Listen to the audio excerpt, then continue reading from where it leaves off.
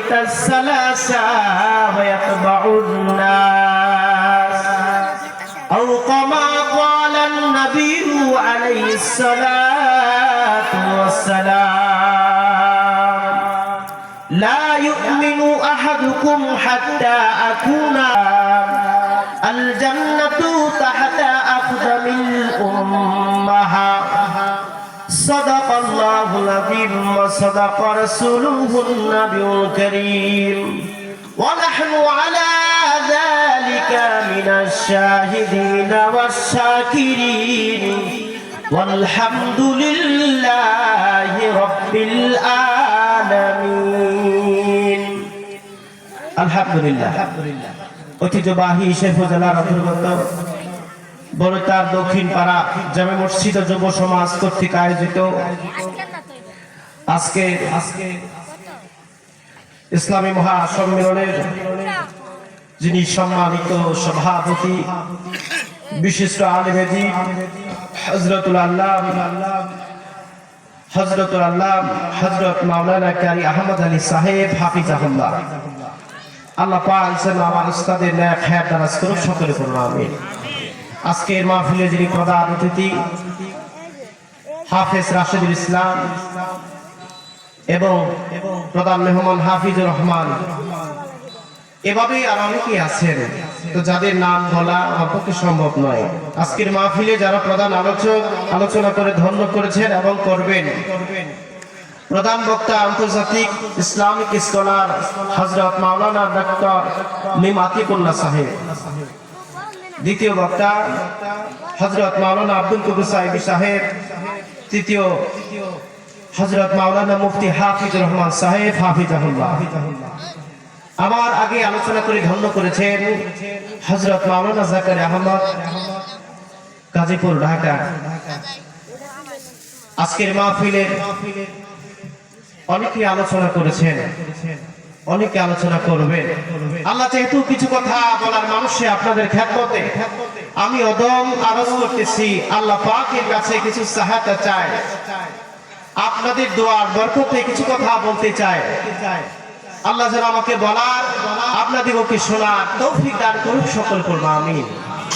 সম্মানিত হাজিরিন, যেহেতু লম্বা সময় আমার পক্ষে সম্ভব নয়, হযরত উপস্থিত হয়ে গেছেন, আমি খুব অল্প সময় কথা বলবো, মাত্র কয়েক মিনিট। সম্মানিত হাজিরিন, আজকের এই মাহফিলে আপনারা বসতে পেরে খুশি না বেজার? খুশি, সবাই আমরা খুশি। আমরা যে খুশি আল্লাহ পাককে স্মরণ করে পড়ি লিল্লাহি তাকবীর, আল্লাহু আকবার, লিল্লাহি তাকবীর, আল্লাহু আকবার। আল কোরআনের আলো ঘরে ঘরে জালো, আল হাদিসের আলো ঘরে ঘরে জালো, নারে তাকবীর, আল্লাহু আকবার। সম্মানিত হাজির, আমার বন্ধুগণ, তাহলে আর লম্বা কথা বলবো না। আমার বন্ধুগণ, সময় যেহেতু স্বল্প, কথা বলবো অল্প। আল্লাহ পাকের ঐশী বাণী কোরআনে কারীম আপনাদের খেদমতে তেলাওয়াত করেছি, আয়াতের অংশ করেছি। আল্লাহ পাক বলেন, হাবিব আপনি তাদেরকে জানায়া দেন, তারা যদি আমি রবকে পেতে চায়। হাবিব আপনি জানায়া দেন, তারা যদি আমি আল্লাহকে পেতে চায়, আমি আল্লাহকে যদি কোনো মানুষ পাইতে চায়, হাবিব আপনি তাদেরকে জানায়া দেন, তারা যেন আপনার ইত্তেবা, আপনার অনুসরণ করে। চিল্লায় এখন সুবহানাল্লাহ, সুবহানাল্লাহ। আমার বন্ধুগণ, তাহলে আল্লাহকে সরাসরি পাওয়া যাবে না, মাধ্যম লাগবে। আমার বন্ধুগণ, বোঝার বিষয় বলছি, আল্লাহ যদি কেউ পাইতে চায় তাহলে মাধ্যম দরকার আছে না নাই? আছে। এ বন্ধু, আছে না নাই? আল্লাহ যদি কেউ পাইতে চাও, আল্লাহ বলে হাবিব আপনি তাদেরকে জানিয়ে দেন। এ জগৎবাসী তোমরা শোনো, যদি আমি রবকে পেতে চাও তাহলে আমার রাসূলুল্লাহর অনুসরণ করো, আমার পয়গম্বরকে ভালোবাসো, অনুসরণ করো। আর হাবিবের অনুসরণ করা মাত্রই আল্লাহর সন্ধান পেয়ে যাবে। চিল্লায় এখন সুবহানাল্লাহ, সুবহানাল্লাহ। আমার বন্ধুগণ, তাহলে আল্লাহকে পেতে চাইলে, আল্লাহকে ভালোবাসতে চাইলে রাসূলুল্লাহকে ভালোবাসতে হবে।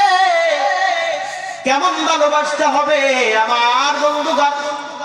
আল্লাহ বলেন হাবিব আপনি তাদেরকে জানা দেন তারা যেন আপনার অনুসরণ করে ইত্তেবা করে। ইত্তাবিউনি ইউহিব্বুকুমুল্লাহ, ও হাবিব আপনার অনুসরণ করার কারণে ইত্তেবা করার কারণে নিশ্চয়ই আমি আল্লাহ পাকের সম্মান পেয়ে যাবে। সুবহানাল্লাহ। আমার বন্ধুগণ পরামর্শ করেছি আল্লাহ পাক বলেন হাবিব আপনার চরিত্রের এমন পাওয়ার এমন সার্টিফিকেট আমি আল্লাহ দিয়েছি। ওয়া ইন্নাকা লাআলা খুলকিন আযীম, আল্লাহ বলেন হাবিব আপনার এমন চরিত্র দান করেছি যেই চরিত্রের কথা বলে বলে বোঝানো যাবে না, যেই চরিত্রের তুলনা করা যাবে না। চিল্লায় কোন সুবহানাল্লাহ। মানুষের চরিত্রে বর্ণনা করা যায়, মানুষের চরিত্রে উদাহরণ দেওয়া যায় রে গোলাপ। আর আমার হাবিবের রাসূলুল্লাহর কেমন চরিত্র সেটা আপনাদেরকে বুঝিয়ে বলায়া শেষ করতে পারবো না। রাসূলুল্লাহর কেমন আদর্শ কেমন চরিত্র তারে বুঝে বলে বুঝাইবার পারবো না। সুবহানাল্লাহ। আমার আপনার নবী রাহমাতুল লিল আলামিন, যিনি এমন নবী যার অঙ্গ প্রত্যঙ্গ সারা শরীর যিনি প্রশংসায় প্রশংসিত, প্রশংসা করার মতো কিছু নাই, তবে প্রশংসিত যিনি আসমানে ছিলেন আহমদ, যিনি দরাত আসার উপর হলেন মুহাম্মদ। আল্লাহ পাক বলেন আমার আহমদ নাম ছিল আমার, হাবিবুল্লাহর নাম ছিল আহমদ, যার অর্থ হলো প্রশংসাকারী। আর দুনিয়াতে পাঠানোর পরে যার নাম হলো মুহাম্মদ, যিনি হলেন প্রশংসিত গোলাম, যিনি হলেন প্রশংসিত বান্দা। আল্লাহ বলেন আমার হাবিবের এমন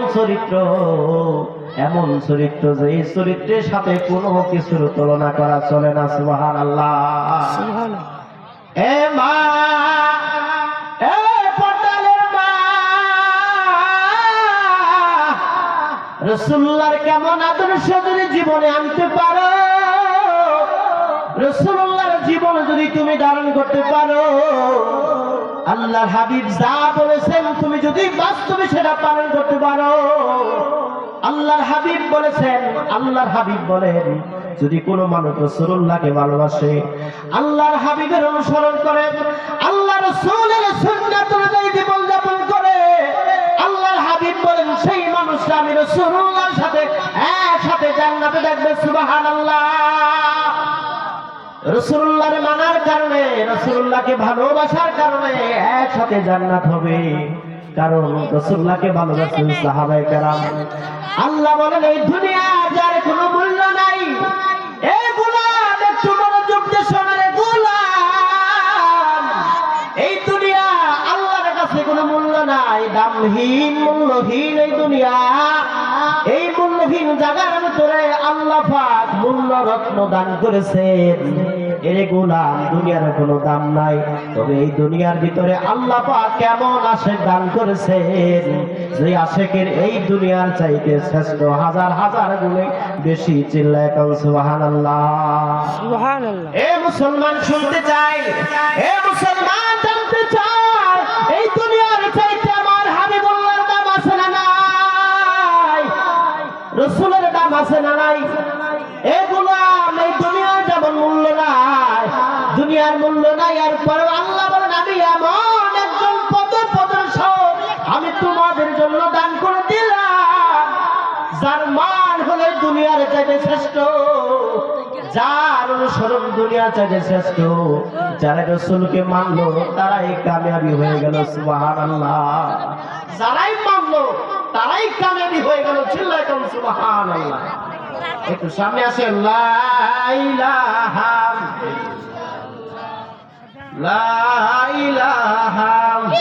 ইল্লাল্লাহ, লা ইলাহা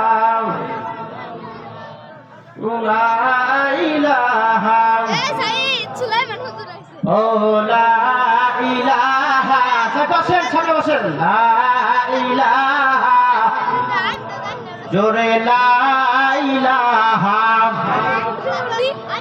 ও লা ইলাহা ভাইজান মনটা বন্ধ রেখো না, ভাইজান জবান বন্ধ রেখো না। জবানে যদি তোমার জারি হয় কালাম, জবানে যদি তোমার জারি হয় কালাম, থাকবে না তোমার নুজালা লা ইলাহা ইল্লাল্লাহ। প্রাণ খুলে পড়েন লা ইলাহা ইল্লাল্লাহ, লা ইলাহা ইল্লাল্লাহ মুহাম্মাদুর রাসূলুল্লাহ সাল্লাল্লাহু আলাইহি ওয়াসাল্লাম।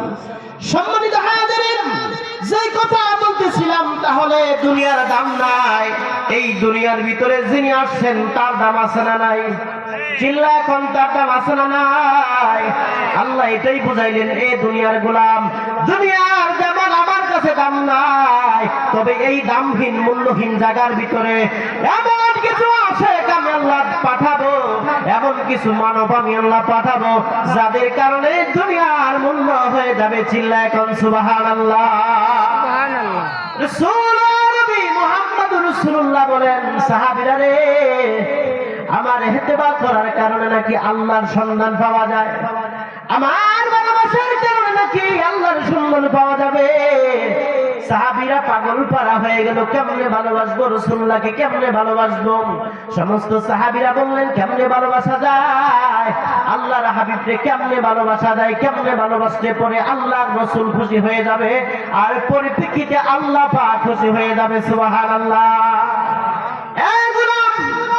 লা ইউমিনু আহাদুকুম হাত্তা আকুনা আহাব্বা ইলাইহি মিন ওয়ালিদিহি ওয়া ওয়ালাদিহি ওয়ান নাসি আজমাইন। এই কথার উদ্দেশ্যে বলতে চায়, কেমন ভালোবাসতে হবে শোনেন।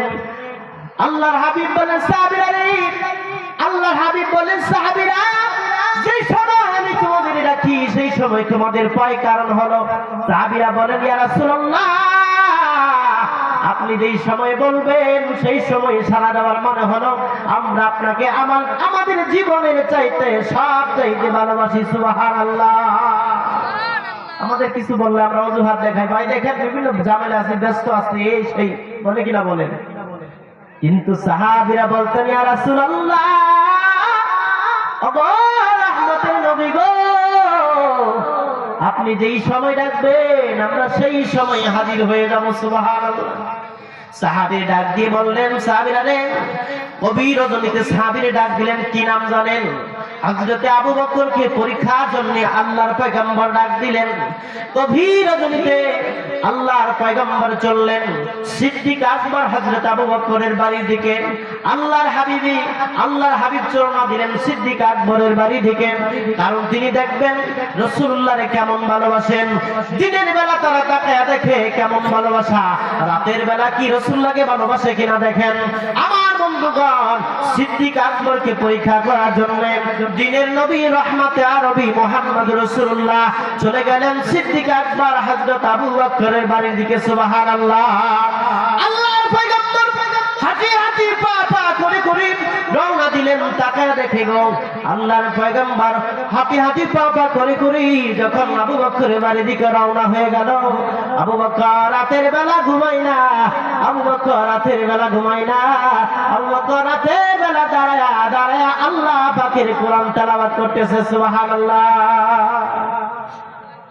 এ গোলাম, যেই কথা বলার জন্য বলি, ইত্তাবিউনি ইহবিবিকুমুল্লাহ। আল্লাহ বলেন, আমি আল্লাহর যদি পেতে চাও, আল্লাহর হাবিবকে অনুসরণ করো, তবে আল্লাহর সন্ধান পেয়ে যাবে।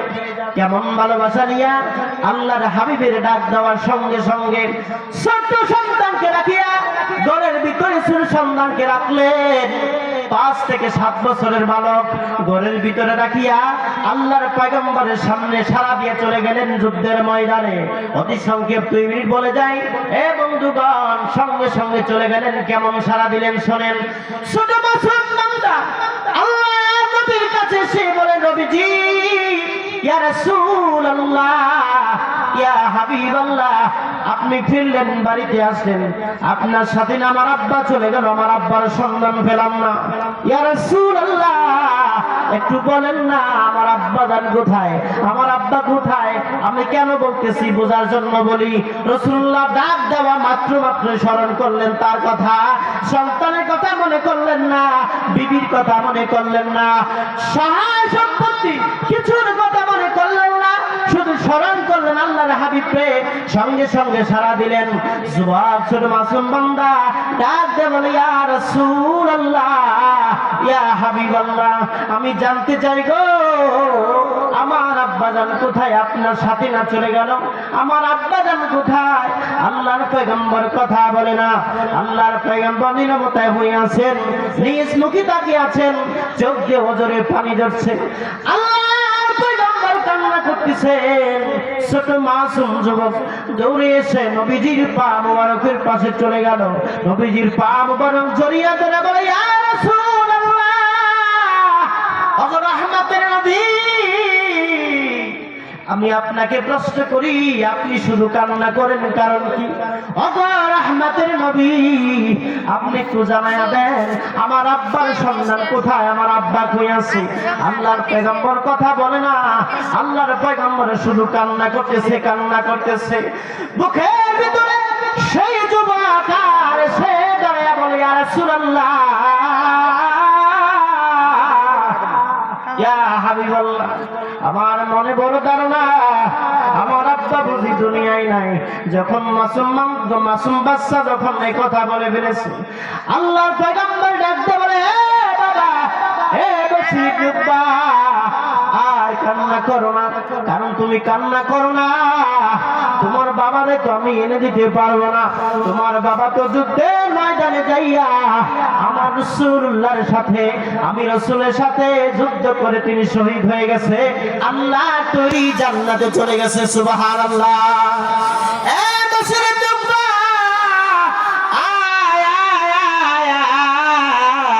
আমার বুকের ভিতরে এমন কাছে রে উম্মা, আমি রাসূলুল্লাহ বললাম, আইরে সন্তান আয়,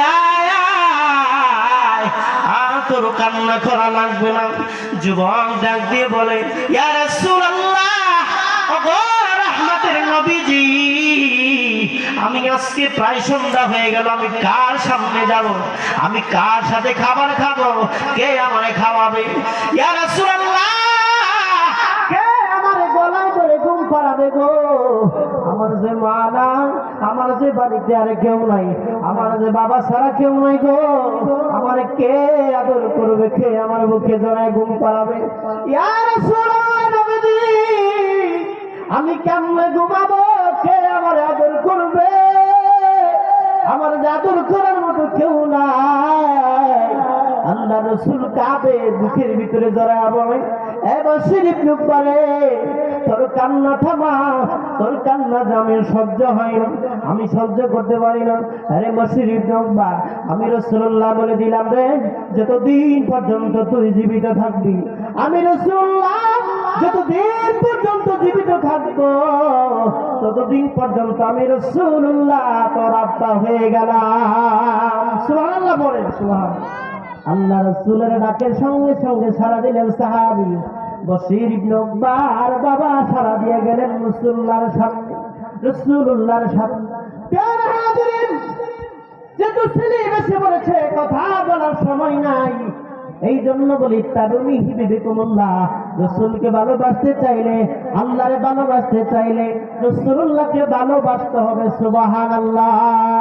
তুমি যতক্ষণ পর্যন্ত মুমিন হতে পারবে না, মুত্তাকি হতে পারবে না, ততক্ষণ পর্যন্ত তুমি তোমার পরিবার পরিজনের চাইতে, আদরের স্ত্রীর চাইতে, সন্তানের চাইতে, অর্থ সম্পদের চাইতে, সব চাইতে যতক্ষণ পর্যন্ত তুমি তোমার রাসূলুল্লাহকে ভালো না বাসবা, ততক্ষণ পর্যন্ত মুমিন হতে পারবে না, পারবে না। সুবহানাল্লাহ। এই আল্লাহর গোলাম, এই দুনিয়ার মূল্য নাই, দুনিয়ার কোনো মূল্য নাই রে গোলাম। এই দুনিয়া যারা ধরে বসে আছো, দুনিয়া ধরে যারা বসে আছো, এই দুনিয়ার মূল্য নাই, এই দুনিয়ার কোনো মূল্য নাই। কারণ এই দুনিয়ার যদি মূল্য থাকতো, আল্লাহরে যারা ডাকে না, আল্লাহরে যারা স্মরণ করে না, আল্লাহ অবশ্যই তাদের মুহূর্তেই বিচার করতো। কথা বলেন ঠিক কিনা? আল্লাহরে যারা ডাকে তারাও আল্লাহর নিয়ামত পায়, আল্লাহরে যারা ডাকে না তারাও নিয়ামত হয়। কারণ আল্লাহ হলেন এমন রহমান, আল্লাহ হলেন এমন রহিম, আল্লাহ হলেন রহিম রহমান, আল্লাহ হলেন দয়ার বান্দার। কারণ এই মালিক আছে, থাকবে, কিয়ামত পর্যন্ত থাকবে। সুবহানাল্লাহ। রাসূল আরবী কেমন নবী, যার চরিত্রের কথা বলতেই পারলাম না। আল্লাহ পাওয়ার জন্য অন্য কোন সময় আপনাদের খেদমতে আওয়াজ করতে পারি। ওয়া আখির দাওয়ানা আলহামদুলিল্লাহ। আসসালামু আলাইকুম। আলহামদুলিল্লাহ। এতক্ষণ আমাদের মাঝে গুরুত্বপূর্ণ তাফসীর পেশ করেছেন তরুণ ও কোকিল কণ্ঠের অধিকারী বক্তা হযরত মাওলানা